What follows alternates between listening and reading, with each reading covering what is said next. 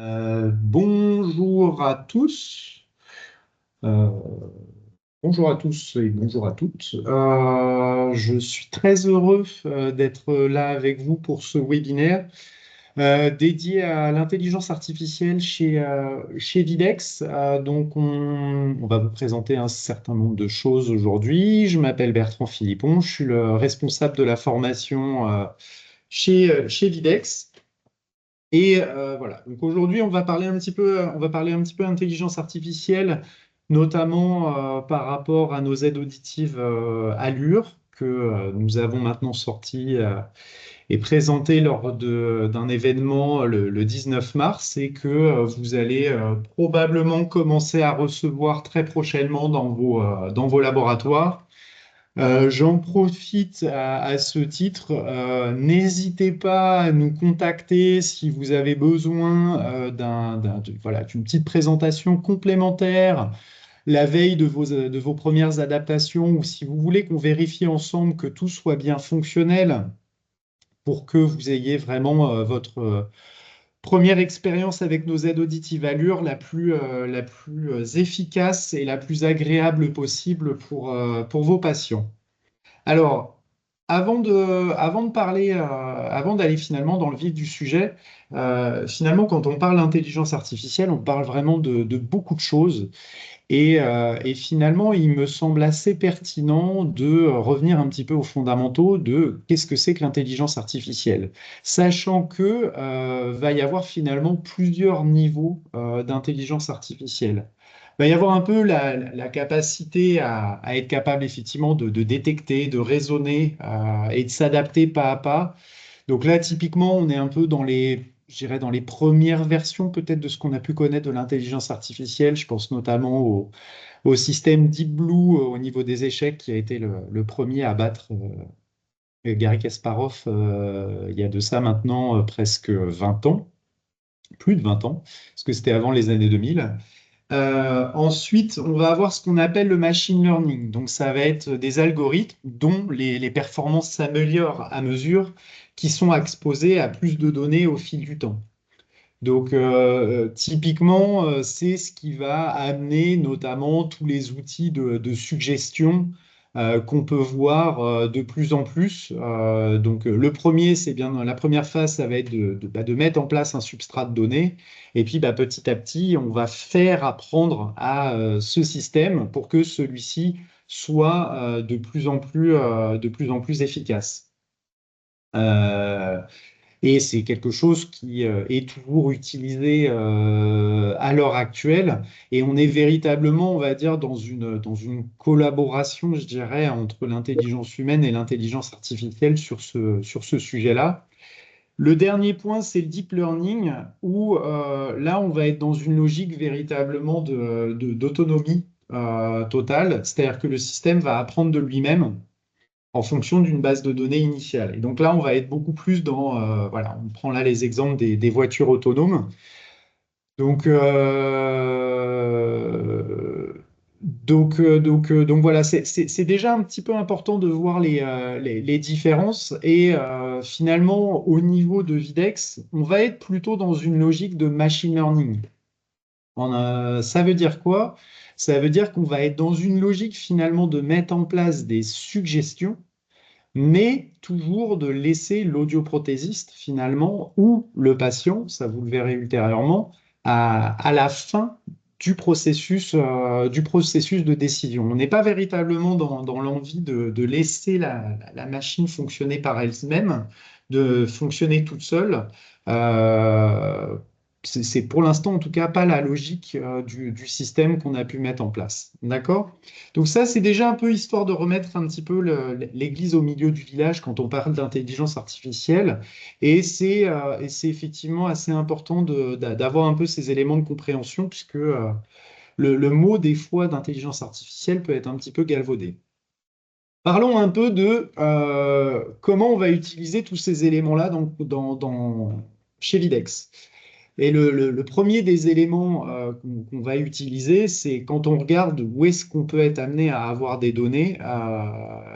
Vous avez déjà observé, pour ceux qui font qu'on passe depuis plusieurs années via Compass GPS, qu'on donne la possibilité à la fin de chaque réglage de voir si le patient ou vous, en tant qu'audioprothésiste, consentez à partager vos données. Eh bien, ces données-là, en fait, on s'en est déjà servi, bien entendu, de manière complètement anonymisée, hein. Donc, nous, ce qui va nous intéresser chez Videx, ça va être quoi? Ça va être les fenêtres qui ont été ouvertes, combien de pourcentage d'utilisateurs ont fait des tests de Larsen par session, des utilisations de sensogrammes, et également pour avoir des informations sur, par exemple, les gains d'insertion.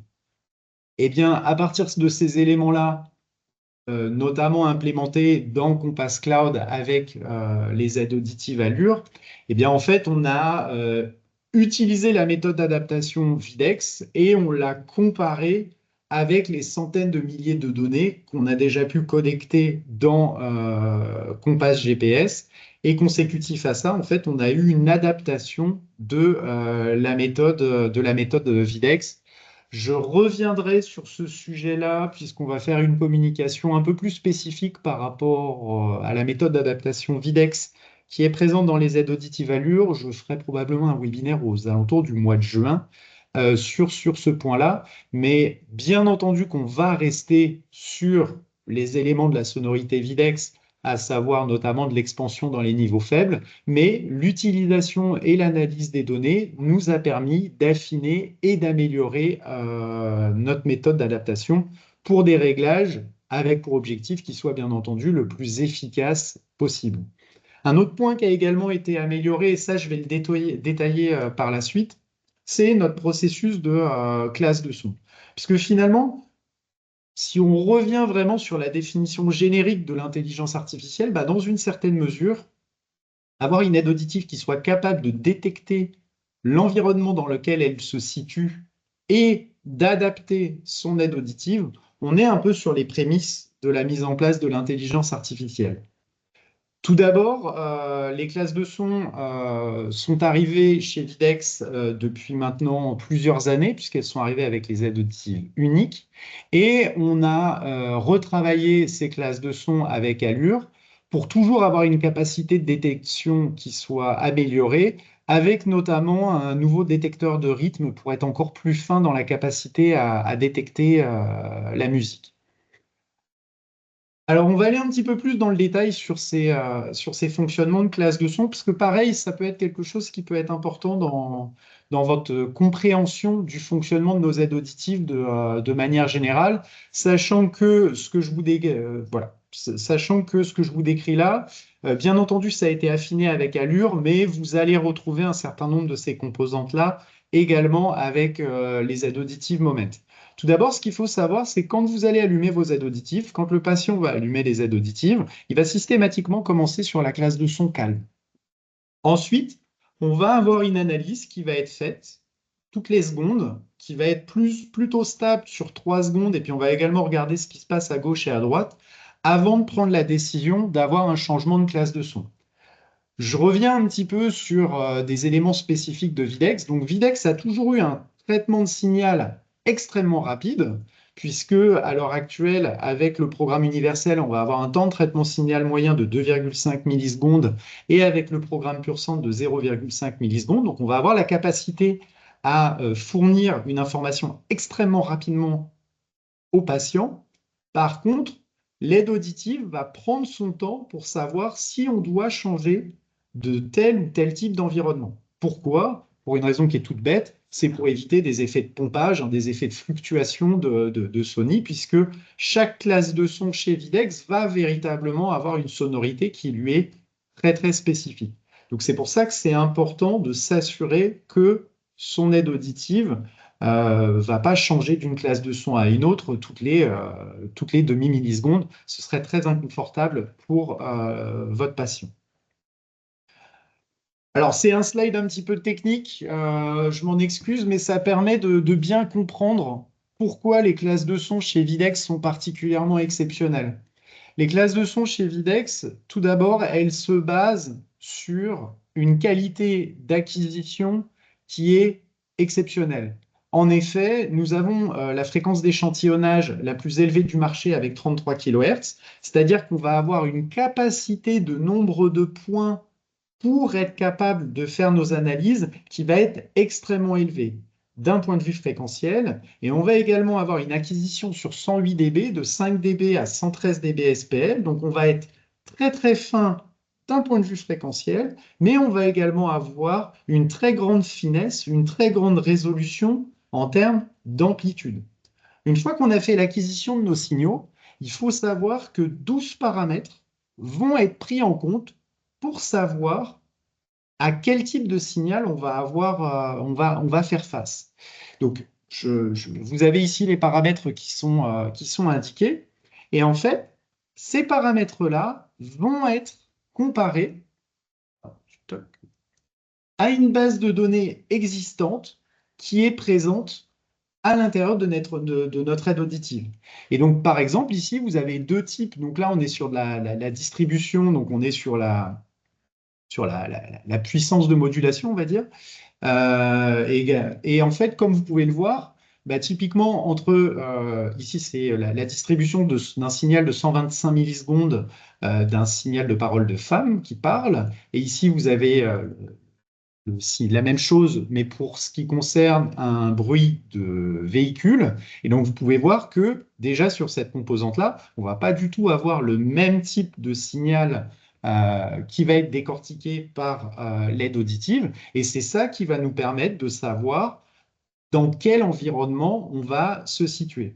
Et c'est pour ça que souvent on a tendance à parler d'énormes capacités de traitement de signal qu'on va peut-être mettre en post-processing, mais gardez en tête qu'un des premiers éléments qui va être fondamental finalement, c'est est-ce que votre aide auditive va avoir une réelle capacité à détecter dans quel environnement et quel type de signal auquel on fait face. Et c'est pour ça qu'avoir un signal le plus large possible et d'avoir le plus de paramètres à votre disposition pour être capable de détecter si on est sur des situations de bruit ou si on est sur des situations de parole, c'est vraiment quelque chose de particulièrement fondamental.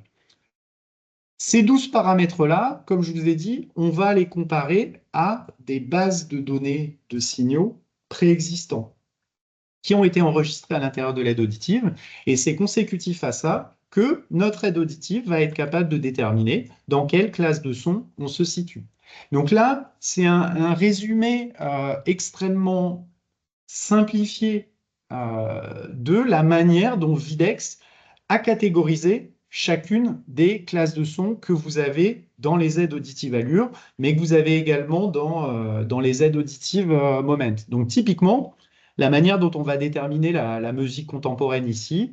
Donc là, quand on parle de musique contemporaine, hein, on ne parle pas de Pierre Boulez, hein, on va parler de Taylor Swift ou de ce genre de musique. Eh bien, on va être caractérisé par un niveau sonore élevé et de faibles variations du niveau sonore et du contenu fréquentiel. Donc, quand l'aide auditive va avoir détecté ça, elle va aller en classe de son à musique contemporaine. Un point qui est particulièrement important, c'est finalement, on a une aide auditive qui est adaptative, mais quand vous allez faire, par exemple, un gain prothétique, vous allez être dans une situation qui est relativement calme, bah en fait, votre aide auditive va être dans une configuration calme. Ce qui veut dire que un certain nombre de paramètres, puisque quand on est dans une configuration calme, on va être en omnidirectionnel. Vous allez avoir les réducteurs de bruit qui vont être plutôt désactivés. Donc finalement, c'est une bonne situation pour être capable de tester votre aide auditive et les réducteurs de bruit ne devraient pas affecter vos mesures. Si vous faites par exemple une tonale, l'aide auditive sera dans une configuration calme, donc l'aide auditive ne va pas affecter vos mesures. Si vous faites des mesures dans le bruit, je pense à des vocales dans le bruit typiquement, il peut être relativement intéressant de laisser un peu de temps à votre aide auditive pour se stabiliser, pour avoir compris qu'elle va être dans un environnement bruyant, pour qu'à ce moment-là, les réducteurs de bruit se mettent en ordre de marche. Et en général, on va avoir tendance à vous recommander à laisser peut-être filer une liste pour que l'aide auditive soit bien dans la configuration de test la plus optimale possible pour être capable de traiter la parole dans le bruit. Donc, Ça, c'est le réel intérêt de nos aides auditives. Voilà, donc on va vraiment avoir une adaptation automatique aux différents environnements sonores. Et si un jour, enfin, si un jour on se voit de manière physique, j'aurai plaisir à vous montrer. On a eu l'occasion de faire des enregistrements où vous êtes dans une classe de son qui est adaptée à l'environnement dans lequel vous êtes versus euh, mettre l'aide auditive dans une classe de son qui n'est pas forcément adaptée dans l'environnement dans lequel vous êtes, et vous allez voir qu'en termes de qualité sonore, ça va réellement avoir un impact. Vous pouvez tout à fait faire ce test chez vous dans vos labos, où vous forcez notamment sur le programme musique ou le programme confort, par exemple, et ça va vous permettre de voir vraiment les différences en termes de qualité sonore en fonction des classes de son qui sont proposées. Sachant que, pour aller vraiment sur le dernier point, sur ce point-là, par exemple, quand on va écouter de la musique, bah, bien entendu, l'aide auditive va avoir eu la capacité de détecter que c'était de la musique. Et à partir de là, vous allez avoir le gestionnaire anti-Larsen qui va se désactiver, les réducteurs de bruit qui vont se désactiver, et vous allez passer également en omnidirectionnel pour être vraiment capable de percevoir toutes les subtilités de la musique et vraiment s'assurer que l'aide auditive n'altère pas l'écoute de la musique pour l'utilisateur.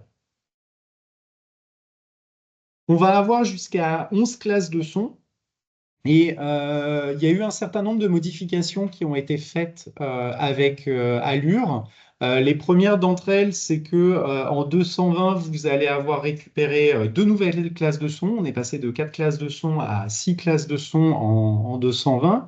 Et en 330, vous allez avoir récupéré, nous sommes maintenant à 8 classes de son avec une petite mention spéciale pour le programme social. Et donc, quelles sont les différences entre le 330 et le 440? Ben, vous allez avoir par exemple des capacités de détection supérieures sur de la musique, mais également dans des environnements particulièrement festifs avec notamment le système de fête avec parole. Donc, les classes de son chez Videx, c'est un réel élément pour justifier de la montée en gamme. Peut-être que vous avez déjà également vu le nouveau document de montée en gamme qu'on vous a proposé. Très clairement, si vous êtes avec des utilisateurs chez Videx, ça ne va pas être le nombre de canaux que vous allez utiliser pour justifier de la montée en gamme, mais véritablement les classes de son, puisque ça permet vraiment voilà, de mettre en évidence la puissance de l'aide auditive à être capable de déterminer dans quel environnement votre utilisateur se situe et ainsi d'adapter le signal pour que la qualité sonore soit la plus confortable possible. Les classes de son, c'est très bien. Ça fonctionne extrêmement bien. Nous savons que nos aides auditives ont vraiment une très très bonne capacité à détecter dans quel environnement le patient se situe. Cependant, les classes de son vont avoir un certain nombre de limitations et les limitations, quelles sont-elles? C'est ce qu'on va appeler la notion d'intention d'écoute. C'est-à-dire que vous, en tant qu'audioprothésiste, vous allez avoir véritablement la possibilité d'adapter votre aide auditive à des situations bruyantes. Par contre, dans un même environnement sonore, vos patients ne vont pas forcément avoir les mêmes intentions d'écoute. Donc là, par exemple, on est dans la logique du bus. Et donc, vous allez avoir cette personne-là qui va plutôt avoir envie d'avoir une qualité de streaming plutôt développée. Cette personne-là va plutôt avoir envie d'écouter de la musique. Cette personne-là va plutôt avoir envie donc d'écouter les environnements extérieurs, là d'être plutôt dans une logique conversationnelle. Mais votre aide auditive, elle va juste être capable de détecter que vous allez être dans la classe de son, on va dire, transport avec parole, mais elle ne va pas forcément permettre de vous aider à affiner le réglage. Et c'est là où Videx, via l'intelligence artificielle présente dans l'application, peut véritablement donner un accompagnement complémentaire pour vos utilisateurs. Donc là, je vais vous montrer directement comment ça fonctionne sur le système. Hop.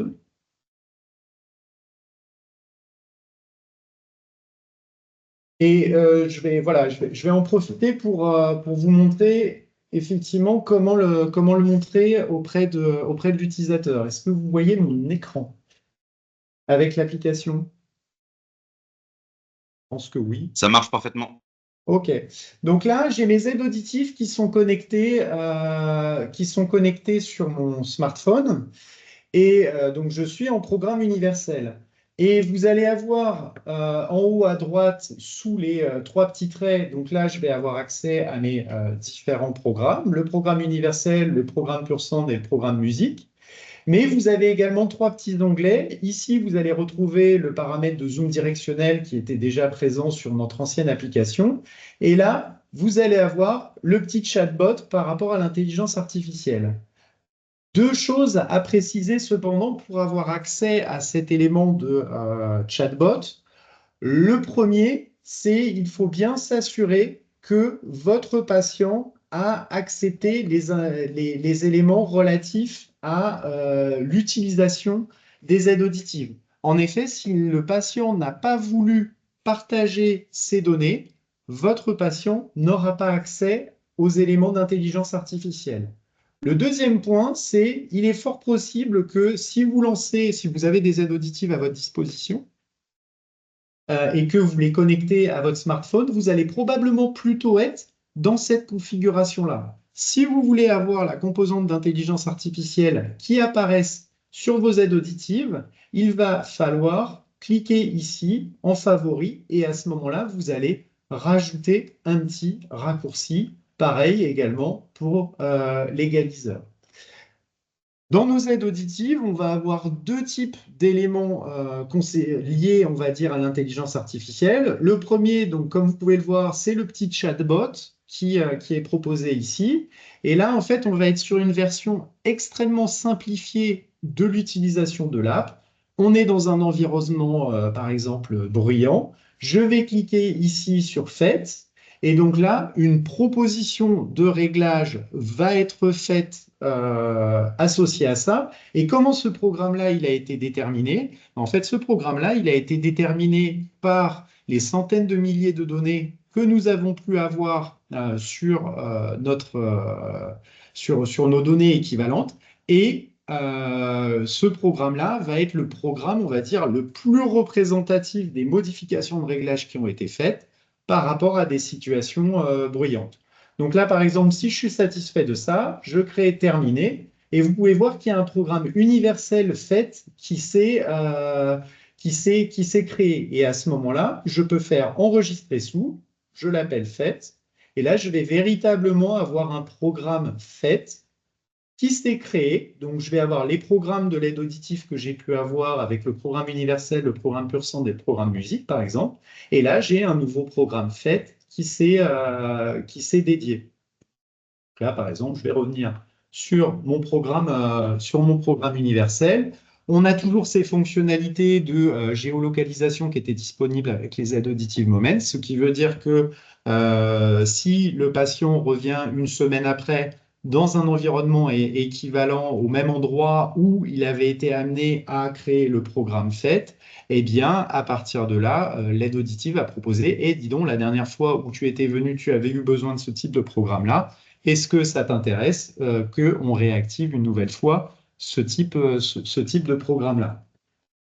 Donc ça, c'est la première version, on va dire, de l'utilisation de l'intelligence artificielle dans nos aides auditives. Maintenant, on va avoir également une version qui est un petit peu plus avancée avec le Sound Assistant. Donc, je vais cliquer ici sur le bouton en bas, là, AI Sound Assistant. Et donc, ici, on va retrouver, en fait, on va avoir deux questions qui vont être posées. La première, c'est dans quel environnement vous vous situez? Admettons que nous sommes dans une activité calme. Et quelle est votre intention d'écoute? Qu'est-ce que vous avez envie d'avoir à partir de là? Donc là, par exemple, je vais être sur de la concentration. Je démarre. Et donc là, l'aide auditive va proposer différents types de choix. Donc d'abord, j'écoute le son A, ensuite j'écoute le son B, et vous pouvez voir qu'on a vraiment simplifié ce processus d'utilisation. Je vais ici sur le choix B, Donc, tiens, j'ai préféré à l'écoute le son B. Et là, une nouvelle fois, je vais pouvoir faire un comparatif entre le son B et le son C. Ah ben non, là, je préfère toujours le son B. Donc, je reste ici sur mon choix de préférence pardon, du choix B. Et donc là, je vais comparer entre B et D. Et puis, bah, petit à petit, vous pouvez avoir, donc, par ce processus itératif, une nouvelle fois, toutes les propositions qui sont faites, elles viennent pas de nulle part. Elles viennent en fait du machine learning, des centaines de milliers de données qu'on a pu collecter. Et en fait, on va faire ce qu'on appelle du data mining, c'est-à-dire qu'on va être capable d'extraire des clusters de propositions de réglages qui sont susceptibles de répondre à ce type de besoin-là. Et en fait, plus vous affinez par le processus de choix ici, plus vous allez avoir un réglage qui va correspondre vraiment aux besoins spécifiques de l'utilisateur. Donc là, par exemple, je reste à vraiment, je préfère le programme B. Eh bien, très bien, j'enregistre. Je vais à ce moment-là créer un autre titre que je peux même décider, voilà, calme. Hop. Et donc, j'ai un nouveau programme personnalisé, calme, qui a été créé pour votre patient. Ce type de fonctionnalité-là a énormément d'avantages. On commence à avoir de plus en plus de retours d'utilisateurs, de patients sur ce sujet-là. Je vais vous donner un exemple extrêmement concret. Par exemple, on a eu l'occasion de participer avec un de mes collègues à l'appareillage d'une des violonistes de l'Orchestre de Paris. Donc, bien entendu, son instrument principal, c'est le violon. Cependant, comme tout musicien exceptionnel, elle ne pratique pas qu'un seul instrument. Elle va également faire du piano. Eh bien, pour avoir un programme dédié à son écoute du piano, elle a utilisé l'intelligence artificielle et elle a créé un programme dédié à son utilisation du piano. Donc, ça permet véritablement de répondre à des besoins extrêmement spécifiques sur des problématiques extrêmement ponctuelles qui, pour vous, en tant qu'audioprothésiste, en fait, vous allez avoir du mal à les traiter quand vous allez être en cabine. Et finalement, ça va vous permettre de proposer à vos patients un accompagnement au quotidien extrêmement personnalisé. Pour terminer, quels sont les paramètres qui sont affectés par ce type de programme? Vous allez en avoir essentiellement deux.